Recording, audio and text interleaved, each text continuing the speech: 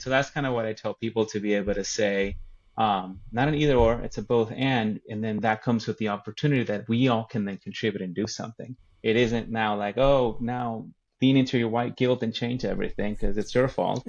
I was like, no, this is a us, this is a we thing, and because most of these people layers that are the issues are social constructs, right? They're the isms, they're the ideologies of oppressions, like sexism, racism. That means we can change it, and it can take quite a while because we've layered on quite a bit over the centuries, but it's doable, it's possible, and it's within our ability to do so. Hello, folks, and welcome to the latest episode of the Ecosystem Member Podcast. This week's guest is Jose Gonzalez, who is the founder of Latino Outdoors, co-founder of the Outdoorist Oath, and the inaugural equity officer for the East Bay Regional Park District in California. Jose is an accomplished professional educator focused on equity and inclusion, whose work brings together frameworks and practices in the environmental, outdoor, and conservation fields. He uses a range of tools, sources, and mediums, including illustration and even social media memes, to share his ideas and the science with others. If there's one theme for this episode, it's about how we can challenge our existing mental models to rethink our relationship with nature and the more than human world. For some of us, that might mean exploring other cultural worldviews where nature might exist as a familial relationship rather than just one of resource and recreation. For others, it might simply be considering the privilege of access and participation in spaces and activities where our cultural makeup is the dominant one. And for all of us, it's a chance to embrace the example of biodiversity in nature and the more than human world as an example of the diversity in the outdoor community we want to create. Thanks so much to Jose for taking time to chat. His wisdom and humor is really appreciated in what can often be a tough and thorny subject area. Make sure to follow Jose on Instagram. There's a link to his profile in our show notes to get all of your favorite nature-inspired puns and memes, and be on the lookout for the mentions of thriving meadows and a Thursday favorite, Almost Friday. Without further delay, here's the latest episode of the Ecosystem Member Podcast with Jose Gonzalez. Today on the Ecosystem Member Podcast, we are stoked to have Jose Gonzalez, founder of Latino Outdoors and co-founder of Outdoorist Oath. Thanks for joining us today, Jose. Pleasure to be here. Excited to share a few thoughts and words. Awesome. So I was reading a pretty amazing Medium post that you wrote called Healing Severed Connections, which I've seen you reference a few different places, sort of like a backbone of your thinking, a background of a lot of the ways you approach your work.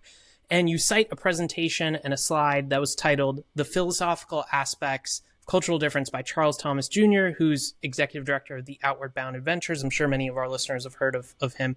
Can you talk about that slide, that idea, how it changed how you think about your relationship to nature and kind of how you think about that your relationship to nature now? Definitely. I think that slide, that visual, it can be a really helpful introduction to, at minimum, kind of like open up. Really, I often say, like, can interrogate the way that we look at relationships with nature, although it's both with ourselves and nature, in ways that maybe we don't think about, right? Because we're used to maybe thinking about in one particular way, our mental models, right? The way that we make meaning, it just seems so quote unquote normal to us until we start thinking, hold up a second, what's the logic that's kind of underpinning that? And in this visual, talks about kind of like the axiology, epistemology. The words are, how do we value and what do we value, and how do we attach meaning to them? And it's an introduction because it tries to give you insights to say, well, look, if the group, for example, is kind of a Western European Enlightenment era type of science thinking, right? Like, that is one way to approach how we're interacting with the natural world, compared to, say, an indigenous worldview from here in the U.S. before colonization. And I say this because then one example is to say, well, the first one can get you to think about the tree like an object, a thing. And there's reasons for that. And there can be value in that because of how we count and measure. And so there it's saying it's cognitive. It's a human object cognitive relationship. I am the human that is the thing. I can count and measure it, classify it, give it a species name, and all of that, right? But with an indigenous kind of worldview, there's still utility to the tree. You can still use it for wood, but however, it's a multiverse type of relationship, and therefore it's really asking you to think about familial relationships, kind of like family members. And that way, I say it can help you to start thinking about like when you say what is kinship or non-human kin, and therefore what's the responsibility that comes for being in that relationship that isn't purely, well, that's an object, then I can just use it, as opposed to, well, if that's a community member, how can I responsibly use it? And so I think like that was really, it can be really helpful to begin to unpack a lot of the ways that we can rethink this. And so, how does that shape how you think about your work, your relationship? It's really interesting in a way because you've taken the time to step back and kind of analyze how different cultures might orient themselves when it comes to the more than human world. So, as an individual, how do you think about that? How do you use those tools?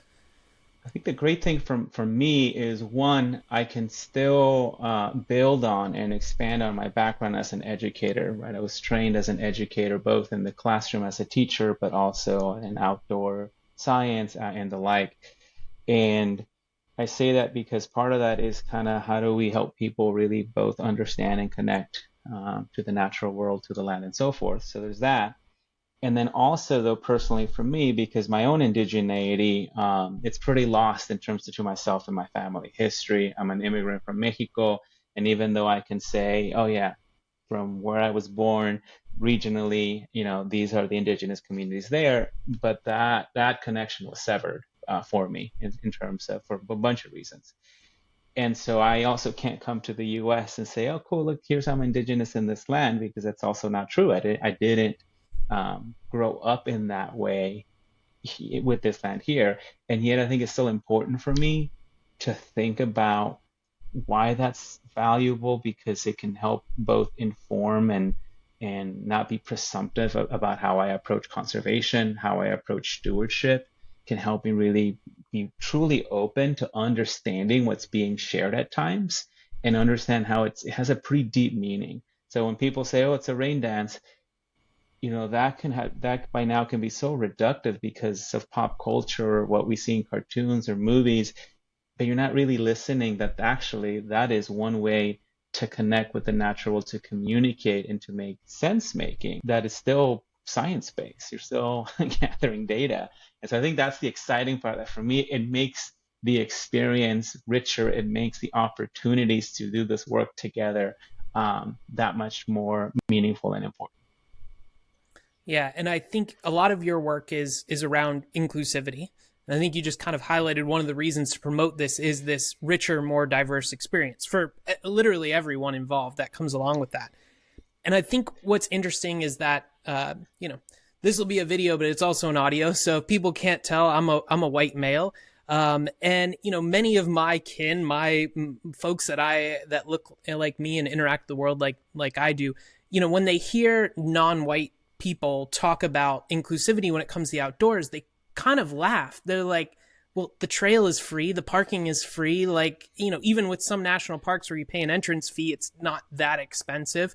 And they kind of, I think, miss the point sometimes because, to your point that you're just saying, they aren't listening. So there's a lot of these invisible areas that make the outdoors exclusive. And so your work through Latino Outdoors, but also Outdoorist Oath, what are you engaging in to try to make that outdoor spaces more inclusive? And how are you trying to help connect these communities to help people, yes, that are in the groups that are, the non-white males have access to this, but also, what can we as the sort of dominant cultural group in these spaces help do to make it more inclusive and improve our own experience?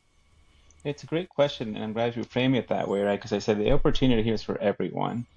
And at the very beginning, when we founded Latino Outdoors, we made a Facebook post back then, and one comment was like, "Why does there need to be a Latino Outdoors? There's no white outdoors." And I was like, "Oh, you just, you're so close."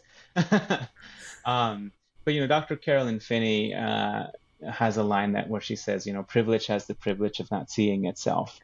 And so I say this because one, um, just the valuing of our social diversity can be inherently important and powerful, no different than the valuing of ecological diversity, of biodiversity, right? And so I say that that can be a common reference point. I said, few people or no people are going to go out to a forest and say, ooh, that's a beautiful monoculture of a forest. And so that diversity is critical, right, to the thrivability, to the resiliency of that ecosystem. And so I say, like, we can lean into that in terms of social diversity. And it's true that, a couple of other people may love the references where they're like, well, the stream doesn't care how much you have in your bank account. Like the trees don't care what gender you are or might be. I said that's true. That's both. And our people systems, though, that overlay, though, that is an element. And so I tell people that we're trying to shift away from the either or that kind of create a zero sum. And if you can't see it because you're so steeped in the white dominant culture, and like, what's the problem, right? Look, anyone can go outdoors. I say it's a both and. You can say, I don't notice a problem because the social space was designed with me in mind. And so now that if I think about how that could be different, what if the social space was not designed with you in mind? Now what do you begin to notice? It's kind of like when you tell people, if you have a physical disability, if you're able-bodied, so much of it was designed with you in mind. You don't have to think about how you're going to go through through that door, up the stairs, and so forth, until you try to experience from a wheelchair, and all of a sudden you see so many things differently, right? And so that's kind of what I tell people, to be able to say, not an either or, it's a both and then that comes with the opportunity that we all can then contribute and do something. It isn't now like, oh, now lean into your white guilt and change everything because it's your fault. I was like, no, this is a us, this is a we thing. And because most of these people layers that are the issues are social constructs, right? They're the isms, they're the ideologies of oppressions, like sexism, racism. That means we can change it, and it can take quite a while because we've layered on quite a bit over the centuries, but it's doable, it's possible, and it's within our ability to do so. And I want to zoom in on that last point you're making about how we can change it and how spaces are designed, because as someone who loves being outside, loves being in the outdoors, as you do as well, like the outdoor industry, I think we've both seen has gone through a bit of a reckoning over the last 5 to 8 years, where it realized that it was designed for a predominantly white, even just white male audience, who was in the catalogs, who was on the social media channels, who was on the website, who were the sponsored athletes even. And I think it's interesting because I've seen you in videos for Patagonia and the North Face and content that was sponsored by Osprey, and the outdoor industry, has tended to sort of lean, I think, into this domineering attitude, conquering peaks and fastest known times and all of that other sort of stuff. And it started to change over the last few years. And, the New York Times has covered how the national parks were almost loved to death in a way during the pandemic and lockdown because people are trying to get outside. So in a way, like the conversation had to become more inclusive from the outdoor industry because more people were just engaging with it. So how have you, being someone who's engaged directly with these companies and these brands, like how have you seen the outdoor industry shift since you began engaging with them individually, but also through Latino Outdoors and Outdoorist Oath? When we sometimes talk about outdoor industry, one of the things we often say, like, even the idea of the outdoors is a social construct. And people are like, what do you mean? Like, there's a trail, there's trees, there's outside. Like, yes. But when we're talking about is, what is the culture? What are the things that are comfortable and familiar if you go out there? And then what are those little reinforcement mechanisms, such as, are you doing it right? Are you wearing the right thing? Are you acting in ways that we're expecting you to act or not act? And I say this because, as an example, is the 2017 Nature of American Studies has a couple of slides, and for one of them is a question: what is your interest in the following activities? And then what is your interest in hiking? And one takeaway from that, it says interest in hiking lowest among Black adults because they're like the lowest group for a lot. But then the next question, what is your interest in walking outdoors? And then they all shoot up. Yeah. So I was like, right, it's you're asking your body to more or less do the same thing, but the mental picture, right, of like what gets associated with each one can be different. So what I have noticed is that the outdoor industry is at least more able and willing to kind of lean into that interrogation, to thinking about it, to see how it can be different, to at least own, to your point, the fact that, oh, we there's the ways in which we might have perpetuated the bagging the peak, the conquering the mountain, and there's that logic again, right? Human domination over landscape rather than human in relationship to place. Uh, and at the same time, it's still an industry. It still has to sell things. It still is looking at the market and as a consumer base. And so I think for us, with something even like Latino Outdoor, was to get them to, be one of the groups, to get them to think you could at the beginning not see us as part of your customer base. But I think through our present and what we are able to do now, it's kind of like embedded. We're a part of it. And it helps us expand the narrative so that we don't see connection to nature or the outdoors almost as this pyramid. And then kind of like the best adventures are up here, like the summit experiences that you should be doing your 5 days backpacking in the wilderness kind of thing. And then out down here, it's like, this is, you going to your city park kind of thing. I was like, no, look at that as a spectrum of like nearby nature to far away wilderness. And all of that is important to engage along that spectrum so that everybody can see where they might need to start, but then they can all have that access because at the end of the day, right now, all of these places rely on people being able to care for them and care for them, right, in a way that's gonna have them sustainably funded for years and not like care for them in a way that we're concerned that they're being quote unquote loved to death. Yeah. I think one of the interesting things I saw was you're one of the co-founders of the Outdoorist Oath. And on the website, there's this quote from you. It's not time to simply burn it all down. It's time to prescribe burn what we inherited that no longer serves us in the outdoors. So can you talk a little bit about what the oath is generally, and then what does that prescribed burn look like? What are you aiming to do, and what's your strategy? What's your plan?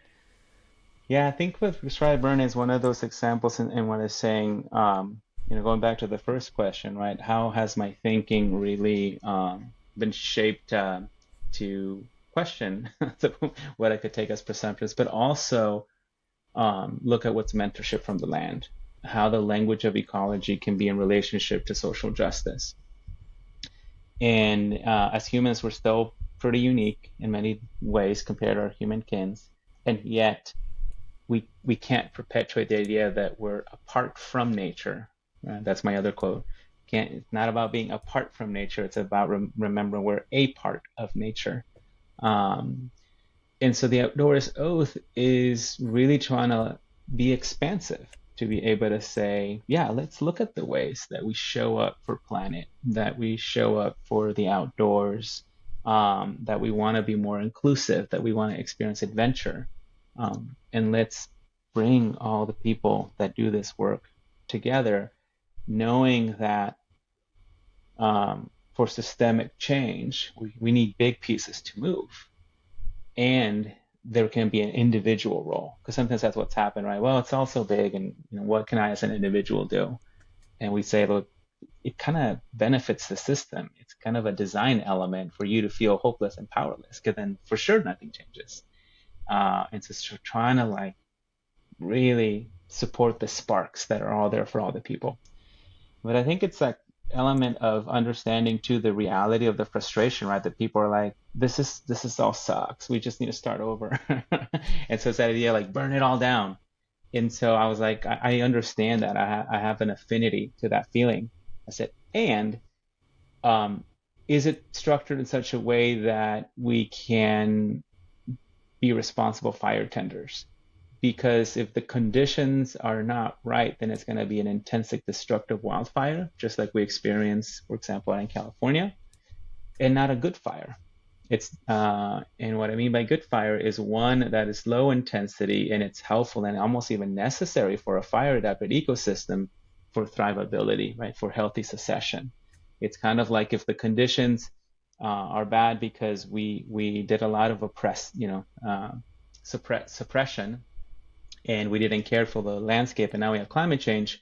You can have these beautiful landscapes of sequoias that are adapted to fire, but this is terrible fire and it kills them, rather than having good fire that can like burn what is no longer needed there and support the conditions for that thrivability. So that's what I tell people. It's like, absolutely, some things we got to burn. Like we haven't, here are things we've inherited that no longer serves us. Let's burn it down. And what's our role as responsible fire tenders? Because if we just throw the match, that's like, being able to say, I didn't assess the conditions, and then later be sad that we lose things like sequoias, right? That we lose things like redwoods and others and the like. And you just talked about an example of another question I would ask you is sort of the natural world and the more than human world is sort of mentor or teacher, talking about prescribed burns even. Definitely a part of indigenous practices, but also something that happens naturally and can be very beneficial. You recently contributed a piece to the Center for Humans and Nature's Elementals collection. I think it was titled Mentorship from Fire. So how does not just being in the more than human world, but actually learning from that space influence your relationship with nature? Like, are you out in the forest and thinking like, how can I apply this to my teaching? How can I apply this to how I contribute to Outdoorist Oath or Latino Outdoors? Yeah. Like, I think for some people it's hard to make that connection of like, I see the natural world as mentor or teacher. Like, how does it actually work for you? Yeah. Yeah, it's a good question because I think, it's easy to romanticize it in the sense of, oh, well, go out there and let me just start making like metaphors and allegories and like all this stuff. Uh, Actually, in a way, it flows naturally, pun intended, in the sense of like, oh, now that I'm thinking about this, it actually opens up a lot of maybe what I was struggling with to try to make sense. So something like my cultural wayfinding and how I try to make sense of my Latinidad, right, as a cultural identity. And then I realized, oh, if I think of it like an estuary, that opens up a lot of opportunity for me to really lean into what that means for me. Right? To your point, if I'm out there and I'm thinking of like the sinuosity of a river, and I was like, okay, here's a really good reminder. We always talk about things aren't linear and blah blah blah. But it's like, but then as you're moving through that, what is the river telling me about how I engage with difference and connect and commonality? Like, what's the convergence and divergence of that experience? And that's how a river emerges. What could that look like in terms of how I manage a relationship, work on a project, look at the expectations that I have, and so forth. So I think it's that ability to, when I say mentorship, is that applicability to be able to look at how I move in the world and do the work that I do. Right? Like a good mentor, you're able to say, like, I'm kind of struggling with this. Like, what do you think? What experience have you had? And in this case, it just happens to be a river. It happens to be fire. It happens to be an estuary. It happens to be mycelial connections on the ground. It happens to be a redwood and so forth. And I have to admit, somewhat embarrassingly, that I actually found out about you through your nature memes on Instagram rather than through your work with Latino Outdoors or any of the other wonderful work that you've done. And I've seen you use the word thriving meadows, and it almost comes across a little bit sometimes as like an inside joke, those that have been to like one of your trainings or one of your sessions. So for the benefits of all of our listeners who will probably later follow you on Instagram and see you reference thriving meadows, like, what do you mean when you ask people if they're part of a thriving meadow? Yeah. Well, the memes in a way have served that role when I think about them, right? Almost like spores. I was like, I just get it out there and like let it see where it lands and sticks. Uh, But with Thriving Meadow, I think it really resonated. It can be such a clear picture of sometimes what I'm trying to convey when I say like ecological wayfinding. And I talked about what is the logic that underpins some of this. And I say you can have a reductive mechanistic logic. There's that human object thing. That's a thing and an object, and therefore I can now treat it as such. But then there's the life logic, which is really like, again, it's the life of the land. And so the expression is, think about the time you've heard someone maybe say, hey, your team is functioning like a well-oiled machine. Okay? It's intended as a compliment. Good job, keep it up, you're being efficient. I said, but what if I came to you and said, hey, your team is functioning like a well-nurtured meadow or like a thriving meadow? And you're like, well, that sounds weird. And I'm like, well, why does the machine make more sense than the meadow? Because the meadow can be doing great. And you're not going to go out there and be like, wow, meadow, you're not meadowing enough today. Like, I need to see 10% more meadowing. The meadowing is thriving, right? It is now, but you can start thinking, what does this mean about the relationship in the team, what leadership looks like, what our outputs are, what productivity and efficiency looks like. And so that's why we sometimes say, like, are you even part of a thriving meadow, bro? Like, just gives I you love it. enough of a little healthy disruption, right, to be able to start thinking, whoa, what could that look like? Yeah, I think it's a fantastic way in for a lot of people who maybe love this idea of like nature as mentor or teacher, and are looking for these examples. And that Hmm. one's such a simple one that Hmm. really easily reframes, your example of the machine to the meadow. Like, you start to think about efficiency. Well, what does efficiency look like in a meadow? And like, should we even be Hmm. aiming for efficiency? Is that the right Hmm. target?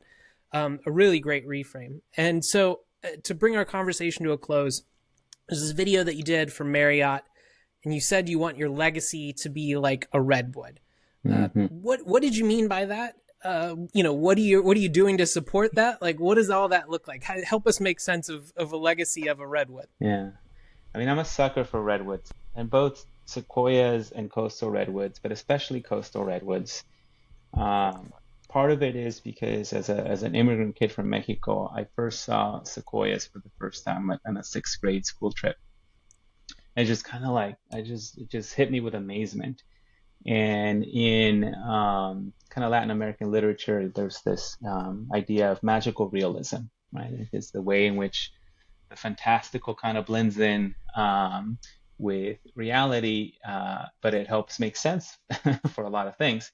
And that's kind of how this hit me. I was like, how are these things like real, like here, but also like the scope of what they encompass well beyond my lifetime as a human. And so when I think of legacy, right, sometimes, again, to the point, people might think, oh, the plaque or the statue or the memorial or whatever.